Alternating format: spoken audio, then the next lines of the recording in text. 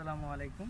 হ্যাঁ রাবি ভাই বলেন, এখন আপনার পাবনা জেলায় আসছেন, এখন আপনার অনুভূতি ওই কি কেমন লাগতেছে আপনার? আসসালামু আলাইকুম। আমরা পাবনা জেলায় এসেছি একটি বিয়ের দাওয়াতে। তো এসে এখানে আমরা জমি পরিদর্শনে বের হয়েছি আর কি। তো এই মুহূর্তে আপনারা দেখতে পাচ্ছেন আমার সামনে কিছু, এগুলো হচ্ছে নেপিয়ান ঘাস।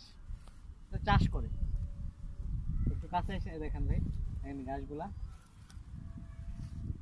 সেই সবুজ ঘাস, যারা বাড়িতে পশুপালন করে পশুর খাবার হিসেবে ব্যবহার করে এগুলা। অনেক সুন্দর সবুজ। তারপরে আশেপাশে সরিষা ক্ষেত আছে, ধান ক্ষেত আছে, তারপর কলা বাগান, আর কি আছে, সরিষা, পেঁয়াজের ক্ষেত ওই সামনে না, পেঁয়াজ খেতে, পেঁয়াজ বাগান আছে। পেঁয়াজ খেত আর কি, বাগান না, খেত বলে আর কি। মানে জমির পর জমি শুধু পেঁয়াজ আর পেঁয়াজ আর পেঁয়াজ। হ্যাঁ, এদিকে ঘাস, এদিকে দেখেন একটু